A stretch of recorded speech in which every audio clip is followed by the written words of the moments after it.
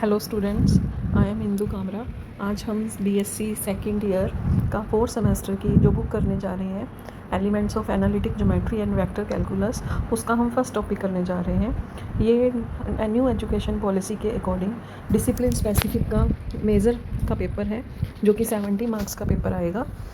Fourth semester का ये paper है। तो इसके अंदर 4 सेक्शंस रहेंगे: general equation of second degree, classification of conic sections and so on. तो वन बाय वन हम इन सेक्शंस को कवर करेंगे। इस पीडीएफ इसके अंदर आपको पूरी बुक की पीडीएफ्स मिलेंगी हर चैप्टर की, एंड सारे के सारे क्वेश्चंस के सॉल्यूशंस की भी पीडीएफ प्रोवाइड करवाई जाएंगी। तो जो हम स्टार्ट करने जा रहे हैं, फर्स्ट चैप्टर है general equation of second degree. आपको इसी पीडीएफ के अंदर ही मैं सम एक्सप्लेनेशंस देती रहूँगी। तो जो ये general equations of second degree है, ये हमारा जो जनरेट किसको करता है, जो कि हम 11th और 12th में कॉनिक सेक्शन करके आए हैं। कॉनिक सेक्शन में क्या होता है कि आपने कॉन के जो इंटरसेक्शन देखी प्लेन के साथ, उससे अपने पास स्फीयर्स, सर्कल्स एंड जो पैराबोलास, एलिप्स, हाइपरबोलास बन के आए हैं, उनकी हम डिटेल में थ्रू आउट स्टडी करेंगे। तो कॉनिक सेक्शन का मीनिंग क्या होता है? कॉनिक सेक्शन का मीनिंग होता है कि हम कॉन के साथ, कॉन की शेप का अगर किसी प्लेन के साथ इंटरसेक्शन करते हैं तो जो उसका फेस बनता है, अगर हम कॉन को किसी कटर के साथ कट करते हैं और उसका फेस कैसा बनेगा, ये डिपेंड करता है कि वो जो हम कटर लेंगे वो स्लैंडिंग होगा या फ्लैट कट करेंगे। तो ये अलग अलग फेसेस निकल के आते हैं। तो एक फेस होता है इसका सर्कल, अनदर फेस होता है ellipse, and parabola shape cut होती है। ये सारा आपका बेसिक है 12th का, जो कि आप लोग करके आए हो। तो इसके अकॉर्डिंग हम कॉनिक सेक्शन स्टार्ट करेंगे। कॉनिक सेक्शन में क्या रहेगा? Classification of conic section. ये सबसे पहले इनकी जो कॉनिक सेक्शन की क्लासिफिकेशंस होती हैं, वो मेनली जो क्लासिफिकेशन डिपेंड करती है उसकी एसेंट्रिसिटी पे डिपेंड करती है। एसेंट्रिसिटी क्या होती है? जो फोकस पॉइंट का कर्व के ऊपर जो पॉइंट होता है, उससे जो डिस्टेंस है उसका, और पी पॉइंट का फोकस के साथ डिस्टेंस और डायरेक्ट्रिक्स के साथ जो डिस्टेंस होगा, उन दोनों का रेशो, उसको हम क्या कहते हैं? एसेंट्रिसिटी कहा जाता है उसको। देन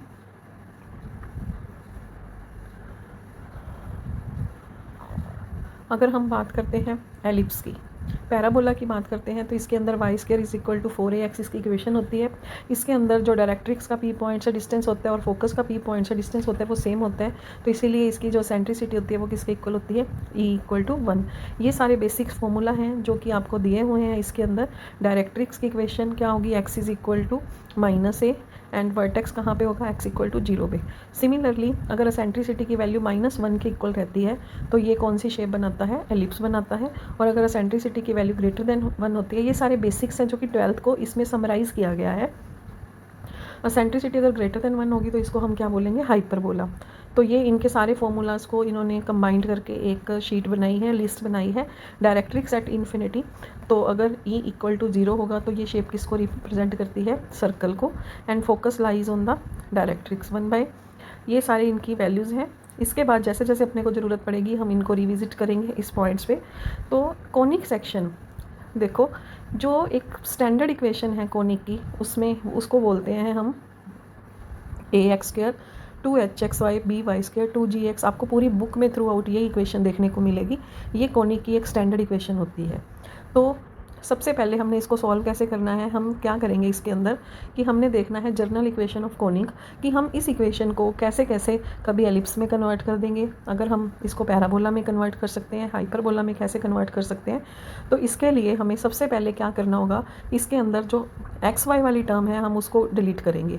उसको डिलीट करने के लिए हमने क्या करना है, इसको एक सब्सटीट्यूशन देनी है।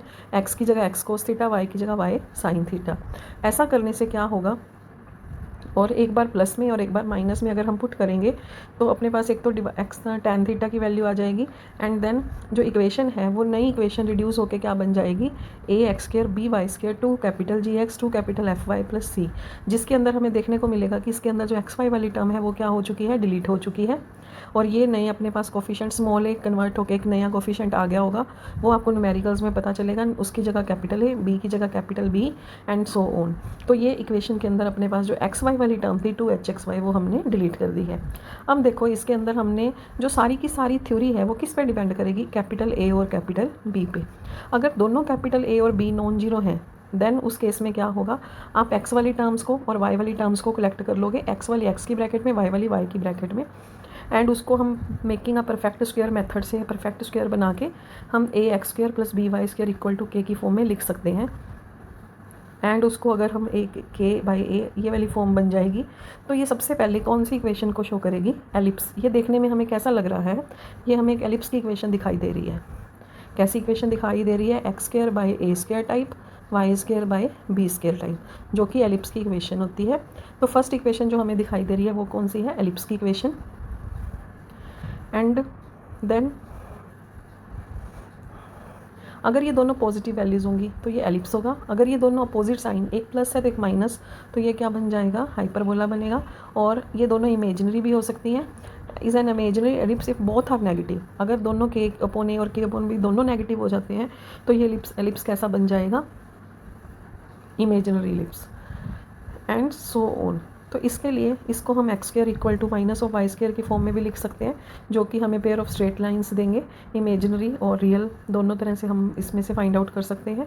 व्हेन अब देखो हम सेकंड कंडीशन लेके आते हैं कि अगर इसके अंदर कोई एक नॉन जीरो है, या तो ए जीरो होगा या बी जीरो होगा। ऐसा करने से क्या होगा कि अगर ए जीरो है तो बी वाली टर्म बचेगी, और अगर बी जीरो है तो ए वाली टर्म। तो वाई तो परफेक्ट स्क्वायर की फॉर्म ले लेगा, और एक्स है जो वो सिंगल लीनियर इक्वेशन बन जाएगी। तो y में क्वाड्रेटिक होगी इक्वेशन, एंड x में क्या हो गया, लीनियर, डिग्री 1 बन जाएगी। इस वजह से हम अगर इसको सेपरेट करते हैं तो सेपरेट करने से ये वाई स्क्वायर इक्वल टू, ये कंप्लीट अगर हम इसका देखें वाई स्क्वायर और x वाली जो टर्म्स हैं अगर कलेक्ट करते हैं तो ये कौन सी इक्वेशन बनती है, पैराबोला की। क्योंकि पैराबोला की इक्वेशन कैसी होती है, Y square is equal to 4ax या माइनस 4ax। तो ये अगर हम कंपेयर करेंगे तो ये इक्वेशन भी किसकी बनेगी, पैराबोला की। ये देखिए इसमें। एंड इसी तरह से अगर हम एक्स ए को जीरो लेंगे तो वाई की वैल्यू, इसके साथ साथ अगर हम एक केस और भी ले लेते हैं कि हमने एक एक्स के सारे कोफिशिएंट्स जीरो ले लिए, ए भी जीरो ले लिया और जी भी जीरो ले लिया, तो ये वाई की अपने को रियल और दो वैल्यूज़ देगा। तो रियल वैल्यू भी दे सकता है और इमेजिनरी भी, ठीक है। और अगर अपने पास ए और बी दोनों इक्वल आ जाएंगे, ए और बी अगर इक्वल है एक्स के कोफिशिएंट और वाई के coefficient, then it will represent a circle. क्योंकि सर्कल क्या होता है, परफेक्ट स्क्वायर होता है एक्स का और परफेक्ट स्क्वायर होता है वाई का। क्लियर। इसके बाद हम बात करते हैं सेंटर ऑफ द कोनिक। अगर हमें कोनिक का सेंटर फाइंड आउट करना है तो हमें इसके लिए क्या करना पड़ेगा, इसको कंप्लीट स्क्वायर की फॉर्म में बनाना पड़ेगा सबसे पहले। क्लियर। तो अगर हमें ये अगर पॉइंट दिया हुआ है, हम मान लेते हैं कि x1 y1 एंड अनदर कोई माइनस x1 y1, इसके ऊपर दो पॉइंट्स लाई करते हैं, तो हम इसको सॉल्व करके g और h की वैल्यूज़ निकालेंगे। और इसको अगर इक्वेशन दोनों को सॉल्व करते हैं तो हमारे पास equation ax² plus 2hxy plus by square equal to 1, ये इक्वेशन बचती है।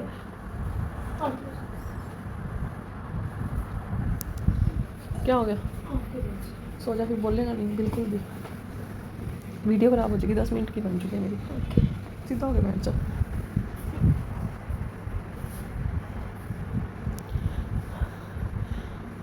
तो ये स्टैंडर्ड इक्वेशन बन गई है जिसका सेंटर क्या रहता है, 0 0। ये स्टैंडर्ड इक्वेशन ऑफ कोनिक है, इसका सेंटर क्या रहेगा, 0 0, ओरिजिन पे सेंटर होगा। एंड देन अगर हम इसके बाद बात करते हैं to find the coordinates of centre, हम सेंटर के कोऑर्डिनेट्स कैसे फाइंड आउट कर सकते हैं, उसके लिए हमने क्या करना है कि जो हमें कोनिक दिया होगा इसके सॉल्यूशंस हमें इतने सारे करने की ज़रूरत नहीं है, ये सिर्फ एक एक्सप्लेनेशन दी जा रही है। आप इनके डायरेक्ट फार्मूलाज लर्न कीजिएगा और इन फार्मूलाज से भी आपके सम सोल्व होंगे, और न्यूमेरिकल पार्ट्स ही पेपर में ज़्यादा आता है। तो इसके लिए हम क्या करते हैं, shifting the origin the points x1 y1 remaining parallel to origin axis, हम इस पॉइंट को शिफ्ट कर देते हैं। तो x को शिफ्ट करके x डैश और y को y डैश तक शिफ्ट कर दिया। And centre of the conic new origin, coefficients को कंपेयर करेंगे और जो कोफिशिएंट्स हैं सारे वैनिश होने चाहिए इंडिविजुअली। तो x1 के कोफिशिएंट्स और y1 x डैश के और y डैश के अगर कोफिशिएंट्स को इंडिविजुअली वैनिश कर देते हैं तो हमारे पास x1 और y1 की वैल्यूज़ आएंगी जो कि किसके इक्वल होगी, डिनोमिनेटर दोनों के केसेस में ab minus H square ab minus H square रहेगा, और ऊपर fh माइनस bg और gh माइनस af, ये सेंटर के कोऑर्डिनेट्स। आप इस वैल्यू से डायरेक्ट ये सेंटर के कोऑर्डिनेट्स लर्न करेंगे और उसमें वैल्यू फाइंड आउट कर सकते हैं। इसके बाद हम बात करते हैं determine the equation of the conic. Equation reduces to, अगर अपने पास इक्वेशन रिड्यूस होकर ये बन चुकी है और C1 जो है वो अपने पास ये सारी वैल्यू है, तो इसमें हम अगर x1 और y1 को सेटिस्फाई करवाते हैं वैल्यू, तो इसका जो न्यूमिनेटर है वो सारा बन जाएगा C1 की वैल्यू में ABC + 2FGH minus AF² minus BGCH²। तो ये इसको हम इसका फॉर्म वैल्यू डेल दे देंगे एंड इसको हम डिनोमिनेटर में AB माइनस H1 लिखेंगे और जो हमारी इक्वेशन है इसके अंदर शिफ्ट हो जाएगी, जहाँ पे C1 की वैल्यू ये रहेगी। तो ये किस लिए किया जाता है, बीइंग अ C1 इसका क्या, वेयर C1 क्या हो जाएगा, उसका सेंटर हो जाएगा, x1 y1 being the centre of the conic. And अपने को ये डेल की वैल्यू लर्न करनी है, जिस पे ये सारे का सारा जो न्यूमेरिकल है डिपेंड करेगा। डेल की वैल्यू क्या होती है, ABC + 2FG minus AF² minus BG minus CH²। अब देखो कि हमें एक सेंटर फाइंड आउट करने के लिए हम इतना प्रोसेस बार बार नहीं रिपीट कर सकते, इसलिए अगर अपने को एक स्टैंडर्ड इक्वेशन कोनिक की दी हुई है तो उस इक्वेशन में हम क्या करेंगे, उनका पहले पार्शियल डेरिवेटिव्स करेंगे with respect to x and with respect to y और उनको कंपेयर करेंगे 0 से। देन अपने पास क्या होगा, उन दोनों से जो इक्वेशंस आएंगी उनको आपस में सिंप्लीफाई करके और हम उससे x और y की वैल्यूज़ फाइंड आउट करेंगे। समरी ऑफ द रिजल्ट क्या निकल के आया अपने पास कि इक्वेशन ऑफ कोनिक है जिसका refer to the centre as origin is, ये कन्वर्ट होकर ये इक्वेशन बन जाती है। x1 y1 इसका क्या होगा, सेंटर होगा एंड डेल की वैल्यू ये भी है, आप इसको लर्न भी कर सकते हैं और डेल की वैल्यू फाइंड आउट करने के लिए आप इस एक ट्रिक को लर्न कर सकते हैं, डिटर्मिनेंट ऑफ AHB HGB, ये वाला डिटर्मिनेंट जहाँ पे ABC डायगोनल एलिमेंट, HHGG और C लिखा जाएगा। इसके बाद हम बात करते हैं जो हमारा फंक्शन है सारा वो, उसमें अगर डेल को ही 0 बना दे एंड उसके डिनोमिनेटर को भी 0 बना दे, देन A/H B/H/B = G/F हो जाएगा। x1 रिड्यूसिस और जो हमारे जो सेंटर है वो कहाँ पे रिड्यूस हो जाएगा, 0 0 पे। और अगर इसके बाद इसके सारे केसेस हमें लर्न भी करने हैं, आपको एक समराइज फॉर्म में इसका रिज़ल्ट मिलेगा कि ये देखो यहाँ पे है। आपने अब जो जस्ट क्वेश्चंस के अंदर क्या करना है कि आपको एक कोनिक इक्वेशन दी हुई है जहाँ पे आप डेल की वैल्यू फाइंड आउट करेंगे एंड डेल अगर नॉन जीरो है तो उसके लिए क्या रिजल्ट्स हैं, AB माइनस H² पे डिपेंड करेगा। ग्रेटर देन है 0 से तो वो एलिप्स, लेस देन 0 है तो हाइपरबोला। एंड इसी के साथ अगर अपने पास A + B 0 भी हो जाते हैं देन वो क्या बन जाएगा, रेक्टेंगुलर हाइपरबोला। और पैराबोला कब रिप्रेजेंट करेगा, जब AB माइनस H² की वैल्यू क्या हो जाएगी, 0। एंड सर्कल को कब रिप्रेजेंट, आपने ये 5 के 5 केसेस लर्न करने हैं। इन केसेस से हम लोग डिटरमाइन करेंगे कि हम जिस पे डिस्कस कर रहे हैं वो कौन सी इक्वेशन है। और अगर डेल खुद 0 हो जाता है तो पैरेलल लाइंस के रिप्रेजेंट करेंगे AB माइनस H²। परपेंडिकुलर्स कब होंगी, जब A + B = 0 एंड इंटरसेक्टिंग कब होगा, जब AB minus H² is non zero. तो इसके हम न्यूमेरिकल्स डिस्कस करते हैं। फर्स्ट क्वेश्चन है जैसे व्हाट कोनिक रिप्रेजेंट, इसमें हमने अब डायरेक्टली यही डिस्कस करना है कि ये कोनिक कैसा है। तो हम इसको पहले AX² + B इस एक्सरसाइज को, इस इक्वेशन को इससे हम कंपेयर करेंगे। देन कंपेयर करने के बाद हमारे पास ABC HGF की वैल्यूज़ आएंगी, डेल की वैल्यू आएगी। उस वैल्यूज़ को हमने उससे डेल की वैल्यू फाइंड आउट करनी है। तो डेल की वैल्यू क्या आ चुकी है, 0। डेल की वैल्यू 0 आने से hence the given equation represents the, del की वैल्यू 0 है, स्ट्रेट लाइंस को ये प्रेजेंट करेगा। Equation 1 represent straight lines and यही पूछा था कि ये डेल अगर ये 0 है तो किसको रिप्रेजेंट करेगा, ये स्ट्रेट लाइंस को रिप्रेजेंट कर रहा है। सेकंड इक्वेशन में डेल है जो ग्रेटर देन 0 है, डेल है जो नॉन जीरो है, डेल नॉन जीरो है और AB माइनस H² क्या है, पॉजिटिव। इस केस में क्या था, अगर डेल पॉजिटिव है रिप्रेजेंट द एलिप्स। पॉजिटिव के लिए किसको रिप्रेजेंट करेगा, ये एलिप्स को। अगर इसके साथ हमें centre, find the centre and the equation refer to the centre as origin, हमें एक तो इसका इस इक्वेशन का सेंटर फाइंड आउट करना है, फिर हमें एक ऐसी इक्वेशन फाइंड आउट करनी है जिसका सेंटर क्या होगा, 0 0 होगा। उसके लिए हम फॉर्मूला कर चुके हैं पहले, तो हमने दोनों का पार्शियल, उस इक्वेशन गिवन इक्वेशन का पार्शियल फाइंड आउट करना है with respect to x and with respect to y। दोनों को 0 से कंपेयर करेंगे तो x और y हमारे पास एलिमिनेट हो जाएंगे, x की वैल्यू 2 आ गई और y की -3 आ जाएगी। तो इट मीन्स हमारे पास सेंटर आ चुका है। This equation of the conic refer to the centre as, ये हम पहले कर चुके हैं कि सेंटर एट ओरिजन कब रिप्रेजेंट करता है, A X square B two H X Y C B Y square plus C one, और सी वन क्या होता है हमारे पास, G X one plus F Y one plus C, वो किसको रिप्रेजेंट करता है, कोनिक सेंटर एज ओरिजन को। तो हम इसके साथ सी वन की भी वैल्यू फाइंड आउट कर लेंगे, तो हमें सेंटर एट ओरिजन की भी इक्वेशन मिल जाएगी। तो ये कुछ इस तरह से दिखाई देगी, 36x1/180x², ये उधर जाके क्या बन जाएगा 1। तो ये सेंटर एट ओरिजन की कोनिक की इक्वेशन रिप्रेजेंट करेगी। What curve are represented by the equation, बिल्कुल सेम क्वेश्चन है, डेल है, आप डेल नॉन जीरो आ गया। ये कहता है कि अगर डेल की वैल्यू अपने पास लैम्डा की फॉर्म में है तो सारा का सारा रिजल्ट हम एक बार डिपेंड करते हैं A B minus H square पे। A B minus H square, अगर हम डेल को नॉन जीरो लेके चलते हैं, A B minus H square अगर ग्रेटर देन जीरो होगा तो वो एलिप्स, लेस देन जीरो होगा तो वो हाइपरबोला। आप लैम्डास की सारी तीनों कंडीशंस के लिए आप इसको अलग अलग डिफाइन कर सकते हैं, और लैम्डा जीरो होगा तो A B minus H square zero हो जाएगा, ये पैरेलल लाइंस को रिप्रेजेंट करेगा। तो ऑल केसेस अपने को डिस्कस करने पड़ेंगे अगर ये अपने को एक वेरिएबल की फॉर्म में मांग रहा है आंसर तो। एंड देन फाइंड द एसिम्पटोट्स, एसिम्पटोट्स जो कि आप लास्ट ईयर कैलकुलस में करके आए हैं, उसके अंदर हमने कैलकुलस में फाइंड एसिम्पटोट्स होते हैं टेंजेंट्स एट इन्फिनिटी, अनंत स्पर्शी जो कि किसी कर्व को इन्फिनिटी पे जाके टच करते हैं। तो इसके लिए भी हमें पहले तो इसके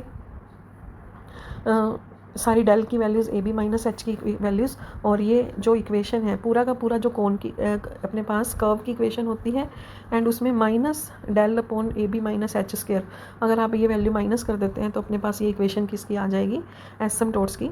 तो इसके साथ हम ये हमारे पास एसिम्पटोट की इक्वेशन आ जाएगी। तो equation also equation of conjugate hyperbola भी बोला जाएगा, क्योंकि हाइपरबोला में जो एसिम्पटोट्स होते हैं वो इन्फिनिटी पे बनते हैं। तो यही इक्वेशन किसकी बनेगी, कॉन्जुगेट हाइपरबोला की। कॉन्जुगेट हाइपरबोला इज दिस, ये कॉन्जुगेट हाइपरबोला की भी इक्वेशन बन जाएगी। तो इसके साथ 1.1 आपको इस 1.1 एक्सरसाइज के भी सोल्यूशन अभी इसी के साथ ही मिल जाएंगे।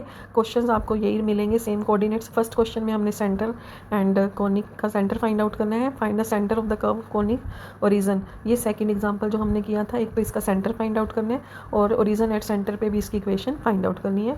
थर्ड क्वेश्चन बिल्कुल ये एसिम्पटोट्स जैसा है, बिल्कुल सेम एज इक्वेशन है, बट आपको फिर भी इसके सोल्यूशन साथ में दे दिए जाएंगे। उसके बाद जो हमारा नेक्स्ट टॉपिक है, to find the length of the equation of axis of a central conic. Length and equation of axis, जो कि एक्सिस की इक्वेशन होती है, हमें उसकी length find out, to find the length and equation of axis of a conic. Conic के अंदर जो एक्सिस बनती है उसकी जो लेंथ होती है, हमें उसकी इक्वेशन फाइंड आउट करनी है। तो उसके लिए हम क्या करेंगे, ये भी इसके अंदर ऐसे किया हुआ है कि इंटरसेक्शंस, आपको ये आर्टिकल करने की ज़रूरत नहीं रहेगी। इसमें हम क्या करेंगे, हमें एक कोनिक की इक्वेशन दी हुई है, हम इसका एक इंटरसेक्शन फाइंड आउट करेंगे सर्कल के साथ। एक कोनिक बना हुआ है, उसके अंदर एक सर्कल की इंटरसेक्शन दिखाई जाएगी, जिससे क्या होगा कि हमारे पास जो इक्वेशन है वो आर में क्वाड्रेटिक बन जाएगी। उसको सॉल्व करने से जो आर के रूट्स आएंगे उस पर डिपेंड करेगा।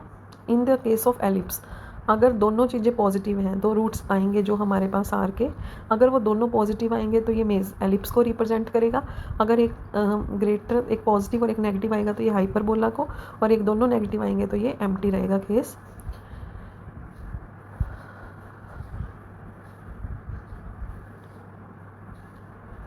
And length of major axis क्या रहेगी, 2r1 एंड माइनर की 2r2।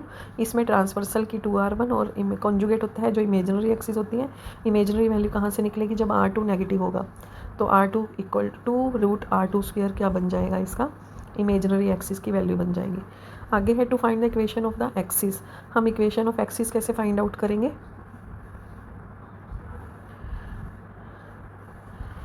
टू फाइंड, जब हमारे पास ये इक्वेशन बन के आएगी तो हम इसमें ये जो दो इक्वेशंस बनी हैं इसको हम टू इक्वेशंस ऑफ एक्सिस कहेंगे। एक्सिस की इक्वेशन एक कॉन्जुगेट एक्सिस होती है, एक मेजर एक्सिस और एक माइनर एक्सिस होती है। तो ये दोनों एक्सिस की इक्वेशन जब अपने पास r1 और r2 फाइंड आउट हो जाएंगे तो हम ये दोनों इक्वेशंस फाइंड आउट कर सकते हैं। और अगर हम सेंटर को शिफ्ट करना चाहते हैं x माइनस एक्स पे, ओरिजिनल कोऑर्डिनेट्स पे, तो उसको वापस से कन्वर्ट कर देंगे x माइनस x1 पे और y माइनस y1 पे। तो इसका जो न्यूमेरिकल पार्ट है वो देखिए आप। आगे एक और है, to find the focus of the conic. अगर हमने कोनिक का फोकस फाइंड आउट करना है तो फोकस के भी कोऑर्डिनेट्स आप लर्न कर लीजिए। फोकस क्या होता है, जहाँ से हम डिस्टेंस उसका रेशो चेक करते हैं एक्सिस के साथ, और अगर वो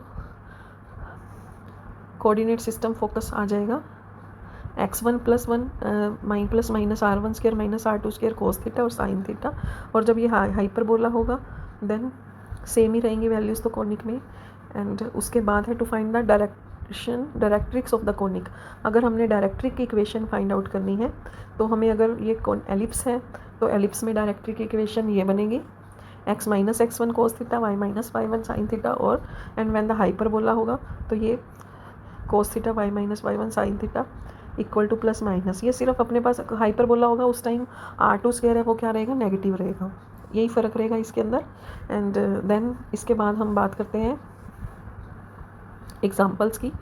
to find the length and the axis of eccentricity and equation of the axis of conic. देखिए हम इसमें सबसे पहले सेंटर फाइंड आउट करना है, तो उसके पार्शियल डेरिवेटिव्स किए हमने, पार्शियल्स को कंपेयर किया, एक्स वाई की वैल्यू आ गई, सेंटर पता चल गया। अब जो इसको शिफ्ट करना है C1 तक रीजन पे, C1 की वैल्यू हम इससे फाइंड आउट कर सकते हैं। And then equation of conic ये बन जाएगी हमारे पास। कंपेयर करना है अब इसको इक्वेशन के साथ A, H और B आ जाएगा। और इसकी अगर हम दो सेमी एक्सिस की बात करते हैं, A - 1/r² और B - r², इसको अगर हम ओपन करते हैं तो ये R में क्वाड्रेटिक होगी, और R के दो वैल्यूज़ आई हैं जो दोनों पॉजिटिव हैं। दोनों पॉजिटिव वैल्यूज़ किसको रिप्रेजेंट करेंगी, एलिप्स को, एलिप्स की शेप बनेगी ये। And then length of major axis 2r1 and 2r2, eccentricity का फॉर्मूला जो हमने ऊपर फाइंड आउट कर लिया है, मेजर एक्सिस और माइनर एक्सिस की भी वैल्यूज़ इससे निकल जाएगी। एंड देन x और y को वापस शिफ्ट करने के लिए फॉर्मूला किया था x = small x - x1 and small y - y1, तो ये अपने पास ओरिजिनल इक्वेशन में कन्वर्ट हो जाएगा। माइनर एक्सिस और मेजर एक्सिस ओरिजिनल में कन्वर्ट हो जाएंगी। Similarly show that the conic represented the hyperbola. अब हाइपरबोला के लिए देखिए अपने पास जो r की वैल्यूज़ आएंगी इक्वेशन की, वो क्या आनी चाहिए, अपोजिट आनी चाहिए। तो इसमें देखिए कि r की जो वैल्यू आई है, एक 1 आई और एक क्या आई है, -1, तो ये किसको रिप्रेजेंट कर रहा है, हाइपरबोला को।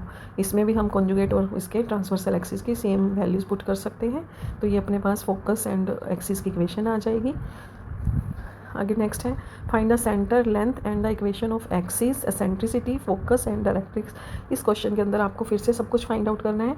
तो पार्शियल डेरिवेटिव से हम लोग क्या फाइंड आउट करेंगे, वैल्यूज़, सेंटर की वैल्यू AB - h² से शिफ्ट कर दिया ओरिजन पे, and then comparing the values, इसको वैल्यूज़ को कंपेयर किया, R की दो वैल्यूज़ आ गई, हाइपरबोला को रिप्रेजेंट कर रहा है ये। एंड देन ट्रांसफ़र और कॉन्जुगेट एक्सिस की वैल्यू फाइंड आउट कर देंगे। एसेंट्रिसिटी की वैल्यू होती है r2² = r1² - e² - 1, इसकी वैल्यू से हम ट्रांसवर्सल और उनके अंदर एंगल है जो tan थीटा, दोनों को डिवाइड करके बनेगा। Coordinates of axis, coordinate x original axis भी हमारे पास आ जाएंगे।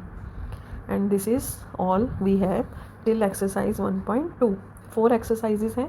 अब इसके बाद हम इस 1.2 में हमने एलिप्स एंड हाइपरबोला को डिस्कस किया है, एंड अब इस थर्ड एक्सरसाइज में हम डिस्कस करेंगे पैराबोला को। पैराबोला की जो इक्वेशन होती है वो y² = यानी कि वो उसमें एक क्वाड्रेटिक और एक लीनियर होता है, तो इसके लिए हम उसको उसके अकॉर्डिंग बिहेव करवाएंगे कर्व को। तो इसके लिए हमने क्या करना है, जो इक्वेशन दी हुई है हमें उसके अंदर हमें एक पार्ट A को या B को 0 करना पड़ेगा। तो हमने इसके अंदर अगर हम ऐसा करेंगे परफेक्ट स्क्वायर बनाने के लिए, तो ये कब बनेगा, h² - AB की वैल्यू जब 0 हो जाएगी तो ये उसको वैल्यू रिप्रेजेंट करेगा, और ये लेफ़्ट साइड में xy का होल स्क्वायर कंप्लीट करके, और इसको हम इसमें भी आप वैल्यूज़ लर्न करेंगे कंप्लीटिंग द स्क्वायर से। इसमें आप देखिए कि अगर विच इज़ द P1², ये इक्वेशन अगर सारी सेपरेट होकर अगर ये वैल्यू बन रही है तो इसके अंदर फॉर्म परपेंडिकुलर लाइंस को रिप्रेजेंट, इसको आप कैसे कर सकते हैं, पहले कंप्लीटिंग द स्क्वायर करना है। आप इसको न्यूमेरिकल से ही समझें कि जैसे हमने पहले इसकी डेल की वैल्यू निकाली, h² - AB 0 है, तो ये रिप्रेजेंट किसको कर रहा है, पैराबोला को। तो हमने क्या किया इसके अंदर, ये फर्स्ट जो पोर्शन है 4xy - 3, ये कंप्लीटिंग, ये रिप्रेजेंट करा है, ये वाली चीज़ है जो कंप्लीट स्क्वायर बन चुकी है, और इधर वाली साइड xy वाली टर्म्स बची हुई हैं। तो इसके लिए फिर हमने क्या किया, इसमें लैम्डा ऐड कर दिया, लैम्डा का स्क्वायर दोनों तरफ। इसमें लेफ्ट साइड में लैम्डा ऐड करेंगे तो कंपेयर करेंगे, तो हमारे पास हम लैम्डा को सच एज चूज़ करेंगे कि लेफ़्ट साइड की वैल्यू क्या आ जाए, 0। उसके लिए हमने क्या करना है, राइट साइड के सारे जो कोफिशेंट्स हैं उसकी स्लोप, ये परपेंडिकुलर लाइंस को रिप्रेजेंट करेगा जब उसकी स्लोप क्या होगी, -1। स्लोप कैसे निकलती है, coefficient of x upon coefficient of y। Coefficient of x upon coefficient of y ये हो गया, और जो हम एक लाइन लैम्डा के लिए लेके चले हैं उसकी स्लोप क्या होगी 4/3, दोनों की प्रोडक्ट किसके इक्वल होगी -1। ये सेम एज आर्टिकल सोल्व किया है, तो लैम्डा की वैल्यू कितनी हो जाएगी 2। अगर हम लैम्डा की वैल्यू 2 इसके अंदर पुट कर देंगे तो ये रिप्रेजेंट करेगा p1²। ये एक अपने पास जो है पैराबोला की फॉर्म ले लेगा इक्वेशन, लेटेस्ट रेक्टम इसका, क्योंकि इसको अगर हम कंपेयर करते हैं y² is equal to 4ax से, जहाँ पे 4a क्या होता है लेटेस्ट रेक्टम, तो ये 8 है। और ये दोनों लाइंस ये हमने ऐसे क्यों लिया ये, ताकि ये दोनों जो चीज़ें हैं y और x दोनों आपस में परपेंडिकुलर शो कर, हम ऊपर कर चुके हैं इनको, तो ये एक परपेंडिकुलर लाइंस को भी शो कर रही हैं। एक बार ये क्वेश्चन मैं रिपीट करना चाहूँगी।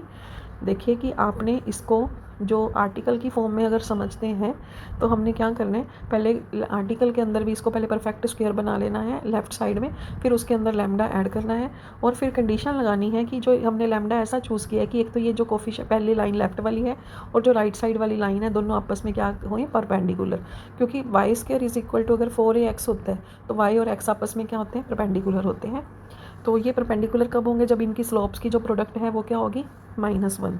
स्लोप की प्रोडक्ट -1 लेने के लिए हमें क्या करना पड़ेगा, उसके कोफिशेंट्स x के कोफिशेंट स्लोप की वैल्यू जो होती है वो क्या होती है minus coefficient of x upon coefficient of y।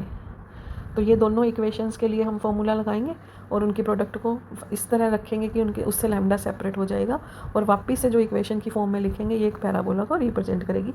और यही टर्म्स हमने बिल्कुल सारी यही प्रोसेस हमने क्वेश्चन में किया है। सॉल्यूशंस आपको इस क्वेश्चन बिल्कुल सेम है क्वेश्चन, इसमें भी आपने एक तो रिप्रेजेंट करना है पैराबोला से रिप्रेजेंट करने हैं, और इनकी जो वैल्यूज़ हैं लेटेस्ट रेक्टम होता है इसका 4 है, दूसरे लास्ट वाले में आपको latus rectum focus vertex etcetera अपने को सारे फाइंड आउट करने हैं। जर्नल इक्वेशन ऑफ कोनिक में क्या होता है, ये इक्वेशन है कोनिक की, इसके पास कितने कॉन्स्टेंट्स हैं a h b g c f y, 5 constants 6 constants हैं। तो टेंजेंट क्या होता है कर्व का, देखिए अगर अपन एक कर्व ड्रॉ की है उसको जो एक लाइन किसी भी एक पर्टिकुलर पॉइंट पे टच करती है उसको क्या बोलते हैं टेंजेंट। इस टेंजेंट के जो परपेंडिकुलर डायरेक्शन में कोई लाइन होती है उसको चाहे वो इधर हो चाहे इस तरफ हो उसको हम क्या बोलेंगे कर्व का नॉर्मल बोलते हैं। कोड ऑफ कॉन्टैक्ट, अगर किसी पर बाहर एक्सटीरियर पॉइंट से कोड्स ड्रॉ कर दो टेंजेंट्स ड्रॉ करते हैं, उन टेंजेंट्स को ज्वाइन करने वाली जो कोड होएगी उसको क्या बोलते हैं कोड of contact. And then pole and polar, the locus of all the intersection of the tangents at the conic, the locus of the point of intersection of the tangents drawn to a conic at the end of the chord which passes through the fixed point P is called the polar and the fixed point P is called pole। आपने क्या करना है इसके अंदर कि जैसे आपने पहले एक कोड ऑफ कॉन्टैक्ट ये ड्रॉ की, इसको प्रोड्यूस कर दिया, एक कोड ऑफ कॉन्टैक्ट इधर प्रोड्यूस कर दी, इसको प्रोड्यूस कर दिया, दोनों प्रोड्यूस होने के बाद जिस पॉइंट पे मीट करती हैं उसको क्या बोलते हैं pole. And the locus of all the point of intersection, जितने भी पॉइंट्स बनेंगे ऐसे इंटरसेक्शन वाले उनसे जो उसका लोकस बनेगा उसको हम क्या बोलेंगे पोलर। क्लियर, मैं इस बात को रिपीट करना चाहूँगी। हमने एक कोड ऑफ कॉन्टैक्ट बनाई, कोड ऑफ कॉन्टैक्ट बनाने के बाद जैसे ये कोड ऑफ कॉन्टैक्ट बन गई, ये इन टेंजेंट्स की है, इसी टाइप से अगर उधर से कोई टेंजेंट है तो उनकी कोड ऑफ कॉन्टैक्ट ये है, इसको हम प्रोड्यूस करते हैं और ये इस पॉइंट पे मीट हो रही है, इसको बोलेंगे पोल। और ऐसे बहुत सारे पॉइंट्स होंगे, उन पॉइंट्स का जो नया पाथ बनेगा उसको क्या बोलेंगे हम पोलर।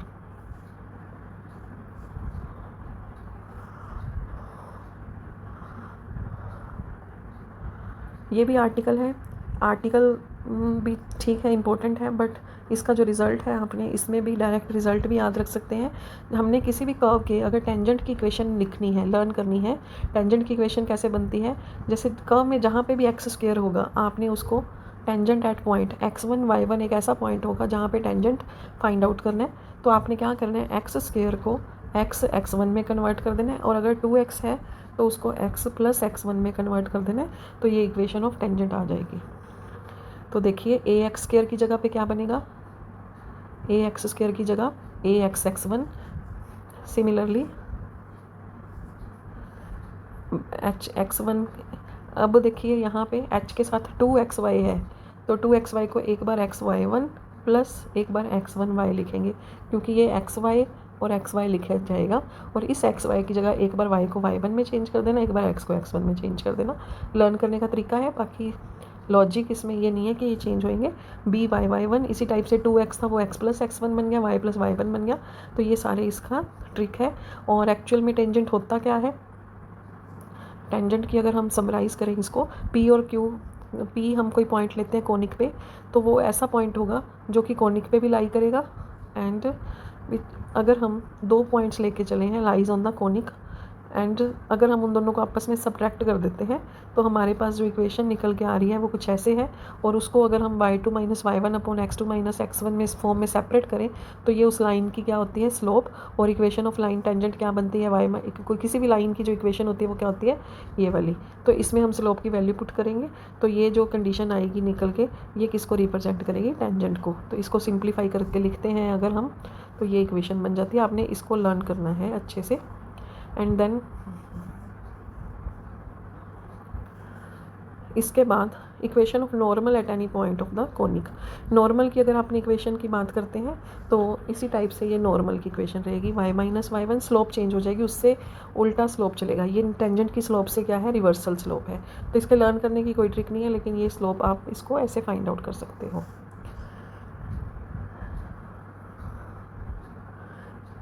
इसके बाद है कि आपने देखा होगा कि अगर हम दो चीज़ों की इंटरसेक्शन निकालना चाहते हैं तो हम क्या करते हैं, कोई भी दो लाइंस हैं अगर हमारे पास x plus y equal to 5, x minus y equal to 6, intersection के लिए क्या करते हैं, हम दोनों को या तो सिंप्लीफाई कर लेते हैं ऐड या सब्ट्रैक्ट करके, या एक की वैल्यू दूसरे में पुट कर देते हैं।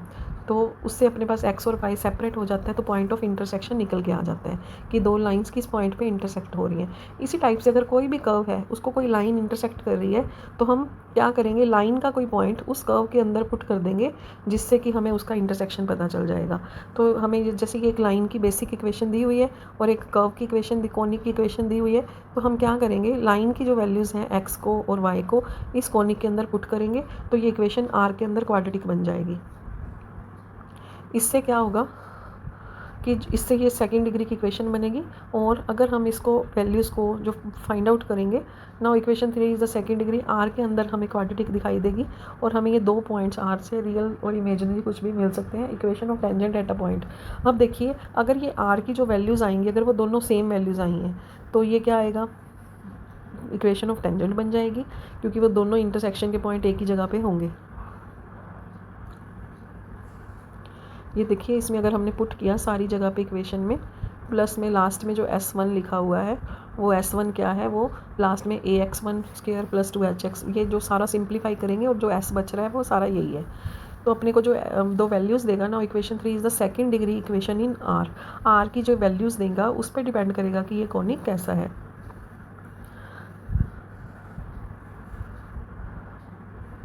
तो S1 की वैल्यू अगर 0 है तो इस S1 को अगर 0 पुट कर देते हैं हम यहाँ पे, तो अपने पास सिर्फ यही वाला आर स्क्वायर, आर वाला और एक सिंगल पार्ट बचेगा। तो अगर प्रोडक्ट ऑफ रूट्स लेंगे हम, अगर कांस्टेंट पार्ट 0 बन जाता है तो प्रोडक्ट ऑफ रूट्स क्या हो जाएगा, 0 हो जाएगा। एंड देन उसको अगर हम करेंगे, and sum of hence at least one root of the equation is 0 but both the roots are equal to the line। Product of roots अगर 0 है तो दोनों में से कोई एक रूट का 0 होना जरूरी है, एंड सम ऑफ रूट्स अगर 0 है तो कोफिशिएंट ऑफ r का 0 होना जरूरी है। तो ये इक्वेशन किसको रिप्रेजेंट कर रही है हमारे पास, which is the equation of tangent at any point. ये वही वाली इक्वेशन है जो हम ऊपर करके आए हैं। तो ये भी उसको निकालने का एक मेथड है। हमें ये वाली एक इक्वेशन, इस लाइन की इक्वेशन इस फॉर्म में दी हुई थी, लेकिन टेंजेंट फिर भी इसी फॉर्मूले से ही निकल के आया है।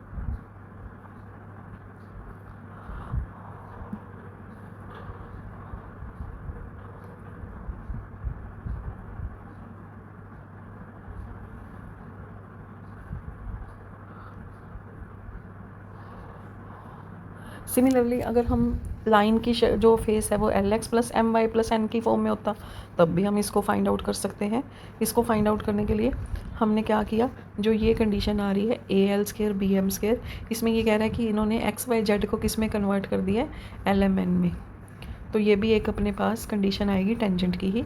कोड ऑफ कॉन्टैक्ट, दो पॉइंट्स टेंजेंट्स के पॉइंट से जो कोड बनती है उसको हम क्या बोलते हैं, कोड of contact. To find the equation of कोड ऑफ कॉन्टैक्ट, अगर कोड ऑफ कॉन्टैक्ट की हमें इक्वेशन चाहिए तो इक्वेशन हम कुछ इस तरह से लर्न करेंगे ये इक्वेशन आप लर्न कर सकते हैं। ax1 plus hy1 plus g, coefficient of x plus coefficient of y plus constant term. To find the equation of polar, polar की इक्वेशन क्या है? पोलर क्या था? पाथ ऑफ ऑल द कोड ऑफ कॉन्टैक्ट्स। तो पोलर की इक्वेशन भी क्या रहेगी?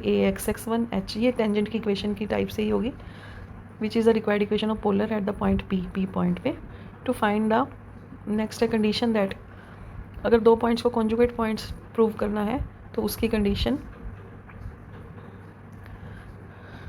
To find the equation of director circle. सारा जो पोलर का एक, जितने भी पोलर बनेंगे, पोल्स बनेंगे, उनका जो एक पाथ बनेगा उसको, वो एक सर्कुलर पाथ बनता है अगर, तो उसको डायरेक्टर सर्कल बोलते हैं। तो डायरेक्टर सर्कल की जो इक्वेशन होती है वो ये बनेगी, ab minus H square x square plus y square. ये आपको इक्वेशंस लर्न करनी पड़ेंगी। एंड देन टू फाइंड, जैसे आप न्यूमेरिकल में देखेंगे हम, find the equation of the tangent and normal of the conic.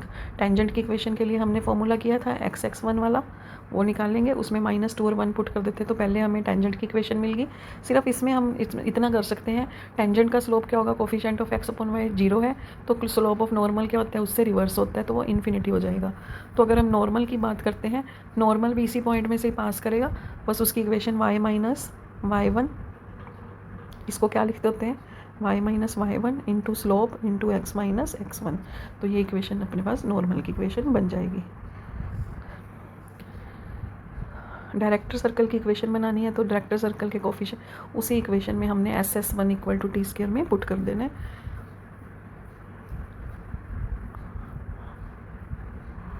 ये कुछ और एग्जांपल्स हैं। Find the pair of tangents अगर हमने फाइंड आउट करने हैं। Fourth, pair of tangents drawn at the conic alpha x square plus beta. ये conic दिया हुआ है, इसके conjugate diameter of the conic show that the locus of their points of intersection is conic. वो कहते हैं कि जितने भी उनके पॉइंट ऑफ इंटरसेक्शन से जो बनेगा वो कोनिक बनेगा, वो ऐसा होगा। हम मान लेते हैं x1 y1 be the point of intersection of the tangent, then equation of the pair tangent. अगर हम टेंजेंट्स फॉर्म टू इट, जितने भी पेयर ऑफ इक्वेशन टेंजेंट्स की बनी है, SS1 इक्वल टू, ये हमने अभी t² किया था, उससे हमने द लाइन, ये इक्वेशन फाइंड आउट की। एंड इस इक्वेशन से ये रिप्रेजेंट करती हैं 1 पैरेलल लाइंस को, जिसकी स्लोप क्या होगी? y is equal to mx1 and mx2। अगर हम इसकी स्लोप फाइंड आउट करना चाहते हैं तो some of slopes and product of roots निकाल लेंगे, तो ये आ जाएगा इससे।